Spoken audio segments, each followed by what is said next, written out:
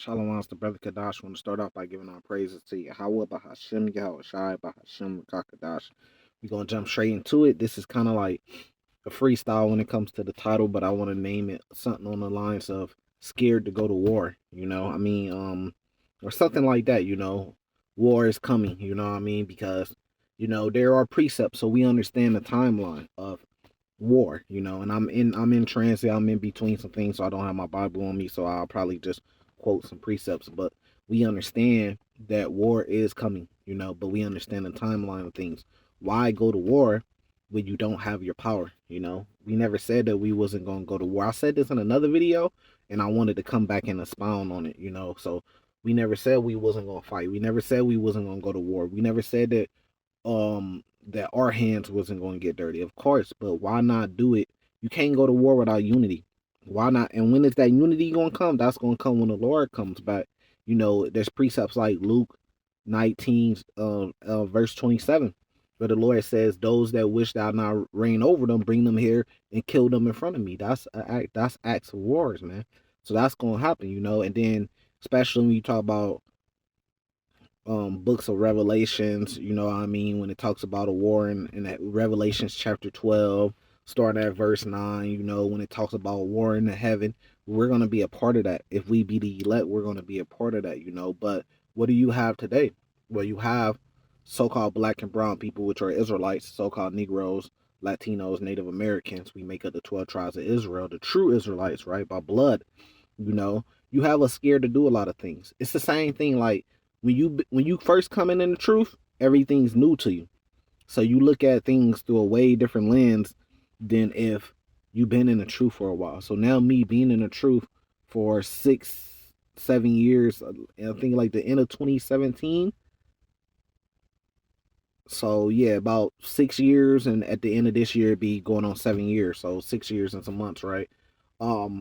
I see a pattern that goes on every year, and it's the same thing, it's and I'm gonna tell you, at the beginning of the year, everybody gets talking about New Year's, and I thought the New Year was at the end of March. Why are we as Hebrews, why are we, if the New Year is at March? Look, this lady finna get pulled over. Let me see what the hell she's doing.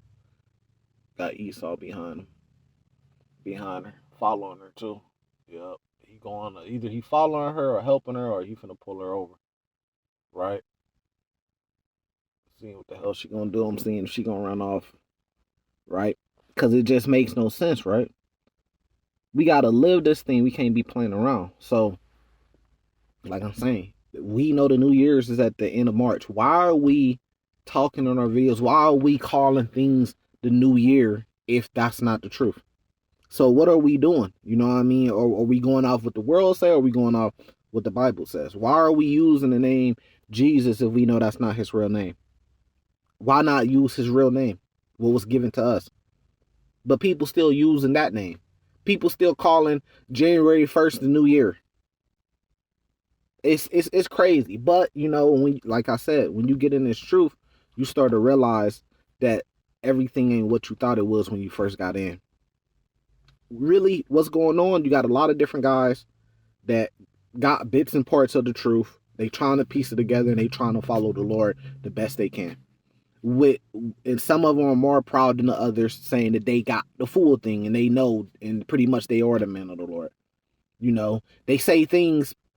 They don't say things directly, so they have an escape path out of it. But you still guilty of it. They'll say like, the Lord gonna kill niggas like you. But I didn't say the Lord was gonna kill you, so they didn't condemn you and put something on the Lord. They just say he gonna kill niggas like you, or they say you act like an agent. Well, I didn't say you was an agent. I said you act like an agent. You see what I'm saying? So they try to be. That's one of the tactics I've seen that they try to be slippery with. Another one is it's the same thing every year. The beginning of the year come. Everybody get big on the new year, even though it's not the true new year. And then everybody get talking about, man, the Lord's doing this. The Lord already starting off hot. This year finna be it. Man, I see us getting out probably the end of this year. All hell gonna break loose. It don't. Passover come, then everybody start with the Passover videos. Passover coming. We praying that this be the year, that this be the last Passover. Then you get another Passover. You see what I'm saying? And this ain't me losing faith. It's me just following the Bible.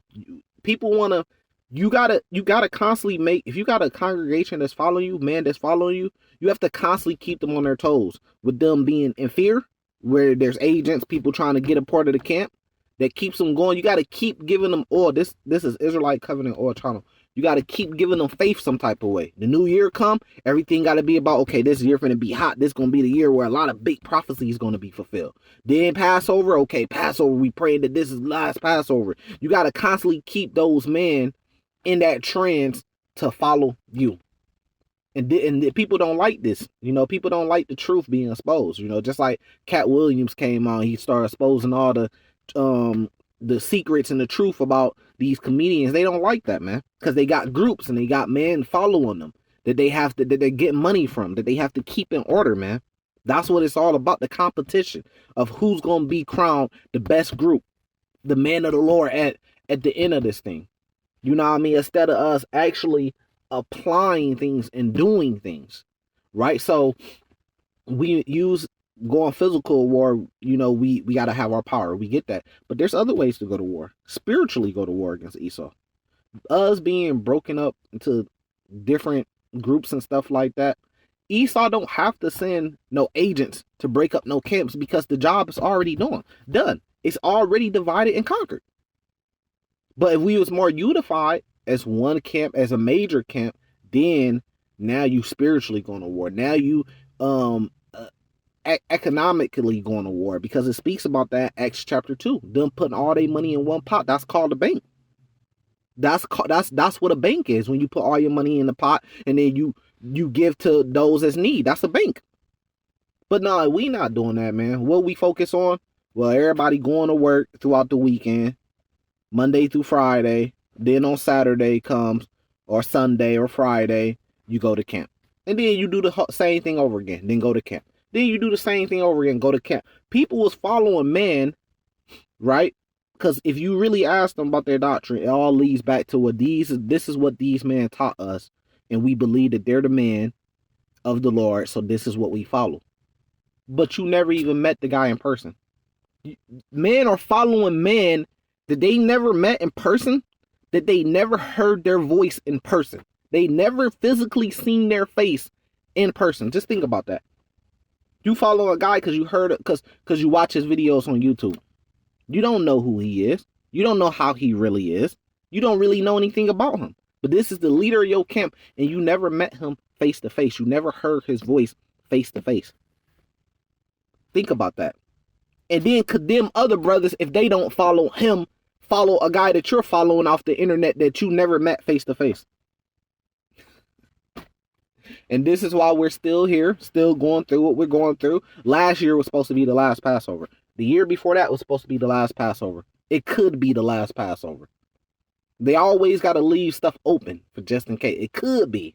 You see what I'm saying? And here comes another one. All I'm saying is okay, if that's the case, then it clearly shows us that we're doing something wrong. The Hebrew Israelite thing is not the biggest thing on the scene. No, the Nation of Islam is way bigger. Not Nation of Islam, but Islam is way bigger than our Hebrew Israelite thing. Christian got way more members than our Hebrew Israelite thing. Dedicated members.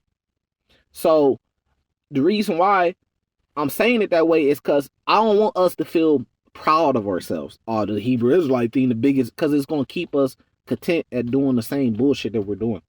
I think we need to switch something up. And what we need to switch up is actually follow the Bible, man. Live in communities together.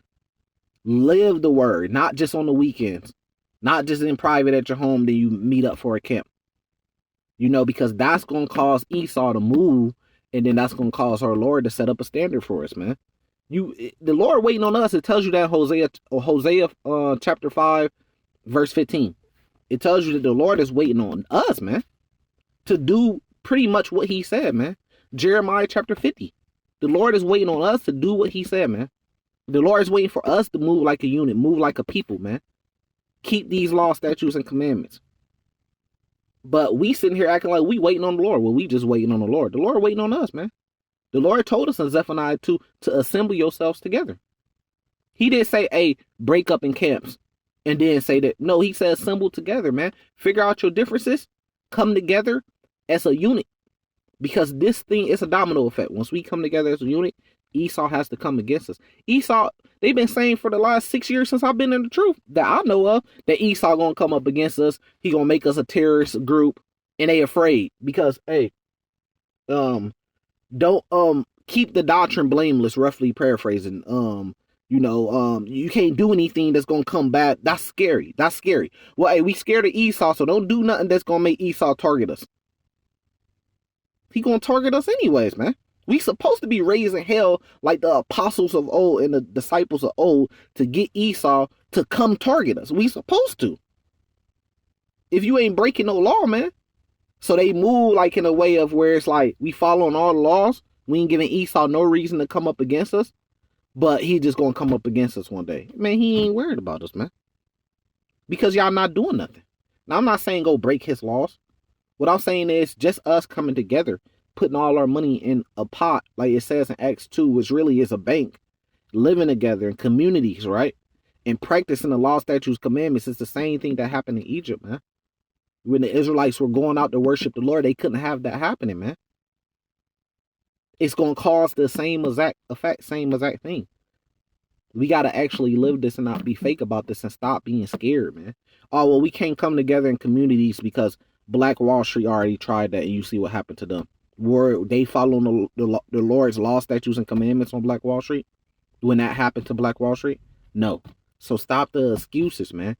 But they put those excuses up because they don't want people to actually follow the Lord and us come together. They want to keep everything separate in different groups where their heads is the heads of that group, and they could get that money. Either money or power because you got these men that look up to you. Or just relevance and fame. I'm known because I'm the leader of this camp and I sit at the top of this camp. Type shit. And everybody that joins this camp give praises to my name right next to the Lord. Just think about what you're doing.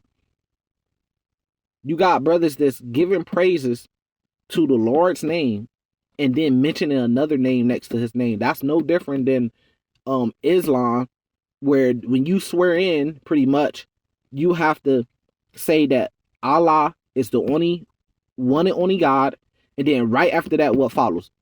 Muhammad was the last messenger. That's a requirement. Why is that a requirement? Why do I have to believe that Muhammad was the last messenger? I thought this was about Allah. So it's the same thing with the Hebrew thing. You give all praise to Yahweh, Bahashim, Yahweh Shai, and then after that, what do? You giving double honors. You giving praises to your leader of your camp. Why? Why are you mentioning their name next to the Lord's name? Well, we believe they're the men. Okay, did they have elders? Didn't you believe that Abba Bivens was a man of the Lord too? So why not mention Yahweh Bahashim Yahweh Shai? I want to give double honors to Abba Bivens. I want to give a double honors to the man that was under him. And then all on down to your leaders of your camp. You don't do that though. Because this shit ain't really about those men that was their elders. This shit ain't really about Abba Bivens. This shit is really about you worshiping the man that you see that's alive, that's a leader that started your camp. That it don't mean shit. You don't mean shit to them because you could lead a camp. The camp's still gonna exist. It ain't really your camp. It could be taken away from you. You could be kicked out of it. The leader of your camp cannot be kicked out the camp because he's the owner of it. You see the difference? You a part of something that you could be kicked out of, that you put your all into. You see what I'm saying? And it can be taken away from you. But there's members a part of it that cannot be kicked out. Think about it. So, I mean, just think about it.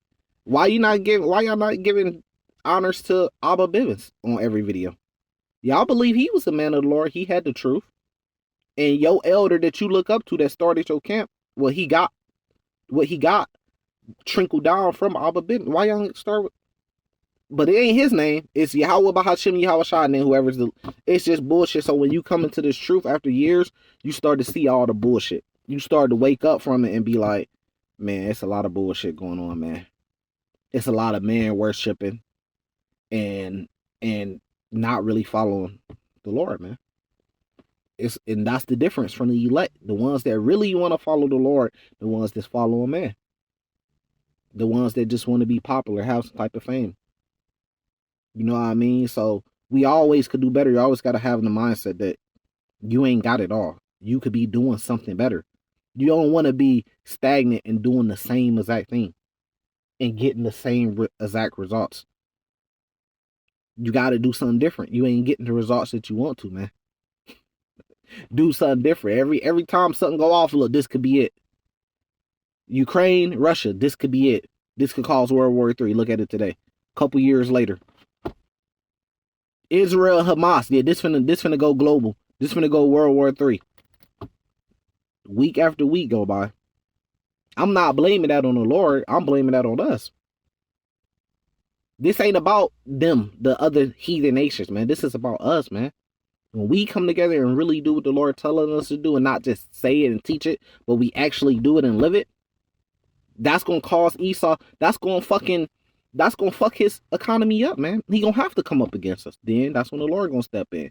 The reason why Islam is so big right now is because they actually, the stuff that they believe, they actually following it. Not saying that it's right. Of course it's off. But they actually got cities that you could go to and live that lifestyle in Saudi Arabia. They actually doing, for the most part, they changing it now because they following after the white man. But historically, they actually followed some of the things that they believe that's in the Quran. And lived it. Not just talk it, but live it. That's why a lot of black men are waking up today and they want to go to Islam.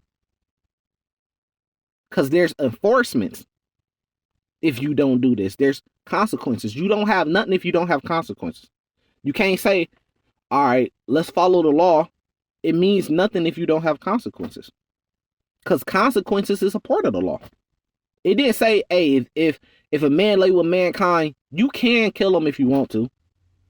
It say you should kill him. That's a commandment. When it says you shall do this, that's a commandment. That's a law, statute, and commandment. So you keeping it halfway. That's what make the law so great. It's the enforcements of it, man. When you force to do it. And there's consequences. Just like that's what gives you organization. Just like with the mafia. They had to enforce their belief, man. That's what made them so powerful and organized. They started Las Vegas. They was the biggest things in New York because how organized they was, and they was organized because of not just the laws that they had, but the enforcement of the laws they had. Saudi Arabia, Islam is such a big, it's doing so good right now because the enforcements. You force. There's a punishment. If you just say, hey, you got to keep these laws, but there's no punishment, then you don't really have no organization, man. So these are some of the things that we're scared to do. These are some of the things that I'm thinking the spirit came to me that we need to switch up. We have to get out the mindset of separating yourself into 500,000 members and the top people at the top getting all the money and hoping that everybody else is going to wake up to the coffee and join your group. You got to get out that mindset. We've been doing that for so long. They've been doing that since One West. And what has been happening? Nothing. It's all been failures. You have to get off that, man. But we going to see, when all hell break loose, the Lord going to take who he want and bring them together. With that, I'm going to say salvation to the elect. Shalom.